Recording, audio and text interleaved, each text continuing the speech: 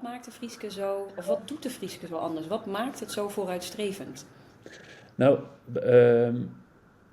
het is bij de melkveehouderij en bij zuivel is het wat ingewikkelder dan wat je soms bij varkens op kippen ziet. Hoewel daar natuurlijk ook meer issues spelen die... we hebben ook met landgebruik te maken. Je zit dus op dat land en dan heb je dus ook met biodiversiteit te maken. Dus dat is heel wat anders dan wat we gezien hebben bij de varkens en de kippen, waar vooral naar die stal werd gekeken, naar dierenwelzijn. En dat was een issue in de afgelopen 20 jaar, noem ik maar even. Bij melkveehouderij speelt er veel meer. Je hebt met het landgebruik te maken. Het is een veel bredere duurzaamheid waar je eigenlijk aan moet werken. Ja. Dus als ik het kort mag uitleggen. Eigenlijk gaat het bij ons om 3 onderwerpen die allemaal te maken hebben met regeneratieve principes. Regeneratief houdt in dat je in principe het systeem dusdanig wilt doen en ontwikkelen dat je het beter achterlaat dan hoe je eraan begonnen bent.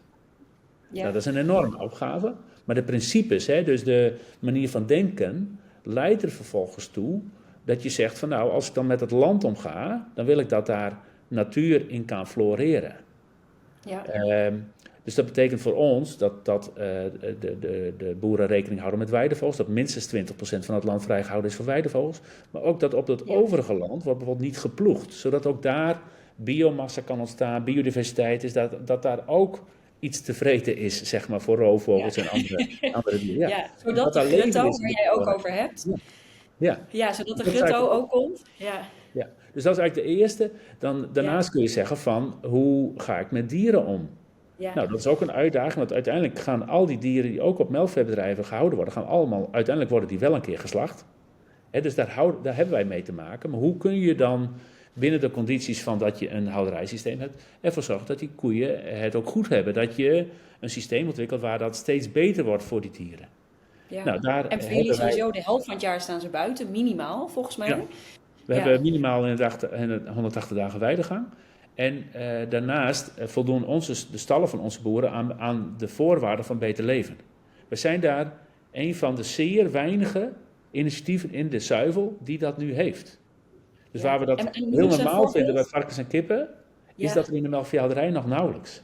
Wat is raar eigenlijk. En hoe uit dat zich? Ik ben een koe en ik zit in een beter leven keurmerk stal. Hoe is dat voor mij dan? Dat er toch een zachte bedding is waar je op kunt liggen, dat is 1. Maar ook dat er voldoende ruimte is dat je kunt gaan staan. Dus dat hij goed kan bewegen. Dat er heel veel loopruimte is. Dat iedereen een vreedplek heeft. Dat er veel lucht en licht is. Dat er heel veel beschermingsmaatregelen zijn. Dat als een koe ergens staat te vreten, dat een ander hem er niet uit kan stoten. Het gaat helemaal heel veel over dit soort aspecten. Maar het blijft natuurlijk een systeem waar staal en beton is. Maar dat voorkom je ook niet. Alleen daarbinnen kun je wel het systeem optimaliseren. Ja, en je geeft ook voldoende weidetijd, zeg maar. Dus het is ook nog... ze mogen gewoon naar buiten. Het is niet dat ze een maximale productie moeten leveren in zo'n kort mogelijke tijd. Nee. Ik bedoel, natuurlijk moet de productie komen, want anders kun je dat niet. Kun je geen kaas maken, geen melk produceren, maar het is geen uitbuiting. Nee. En eigenlijk doordat wij zo lange weidegang toepassen, leidt het er automatisch toe dat de boer ervoor kiest dat de koe minder hoeft te produceren. Ik draai het hem even om. Dus stel koeien staan maximaal op stal, dan wordt er continu op gejaagd om er zoveel mogelijk melk uit te krijgen. Want daar kun je ook op sturen. Ja. Als ze meer in de wei lopen, kun je er minder op sturen. En dat leidt er ook toe dat er minder gepusht wordt op die maximale productie. En ook dat is heel goed. Heel goed voor de levensduur, maar ook voor het welzijn uiteindelijk van die koe. Ja. Mag ik nog het derde? Want nummer 3, zeker. Het derde is dat je wilt werken aan circulariteit. Dus dat je... wij moeten er gewoon naartoe dat er in deze wereld minder grond wordt gebruikt voor vlees en zuivel. Ja. Dus wij gebruiken geen soja of palm. Dus wij gebruiken geen voedermiddelen die vanaf de andere kant van de oceaan komen. Ze moeten... je geeft natuurlijk gras en graskuilen in de winterperiode en daarnaast koop je toch wat voer. Voor energie en eiwit, zodat de koe een goed rantsoen heeft, daar goed op kan produceren, maar ook gezond blijft. Nou, wat je aankoopt, daar moeten we veel kritischer op worden wat daarin zit. voor een deel zijn het al reststromen uit de voedingsindustrie. En wat wij willen is dat eigenlijk dat naar 100% van de rest uit reststromen bestaat. Ja. En dat is nu niet zo. En dat is waar die Rotterdamse haven nu best wel een grote rol heeft. Of dat we heel veel hectares in Europa ook gebruiken voor de productie van veevoer. En eigenlijk moet dat minder. Nou ja, dat kunnen we niet in één keer omdraaien, maar dat moet wel naar minder. Want het concurreert op dat moment wel met grond wat je voor humane voeding kunt gebruiken.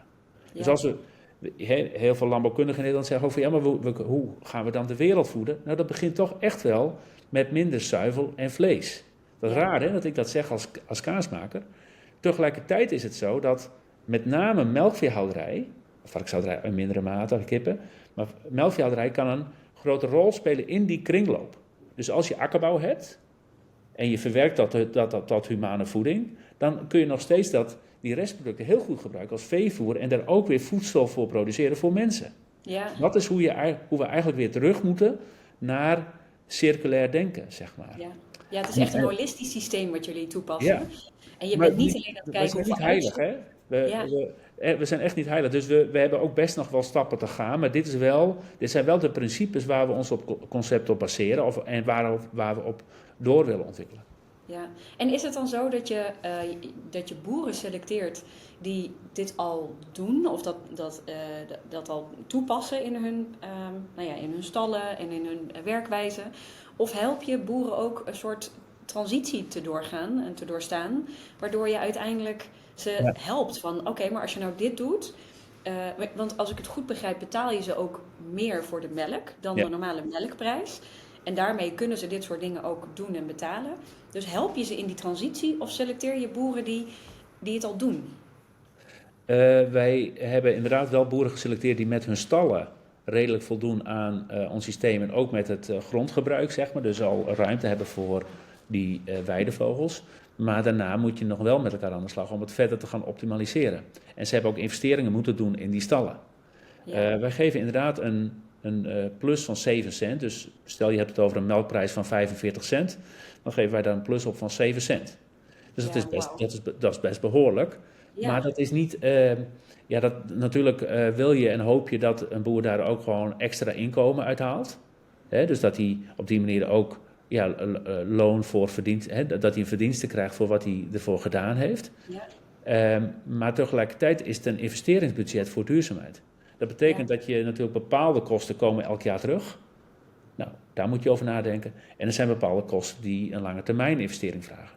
Dus het is in die zin ook heel belangrijk dat, en dat hebben wij natuurlijk ook met onze afnemers over, dat wij zoveel mogelijk volume van die afnemers kunnen koppelen aan langjarige afspraken met onze boeren. Want dan kunnen wij ze ook vragen om een deel van die 7 cent te gebruiken om door te investeren. Bijvoorbeeld in nog betere huisvesting of in nog meer land voor weidevogels. Dus op die manier werkt die 7 cent. Ja, en als consumenten, dus als ik de Frieske koop, heb ik direct invloed om die zuivelindustrie te veranderen. Want hoe meer consumenten kiezen voor duurzame melk en duurzame kaas, niet alleen met een focus op uitstootvermindering, maar dus die biodiversiteit en dat holistische systeem, dan kan ik als consument direct een verschil maken.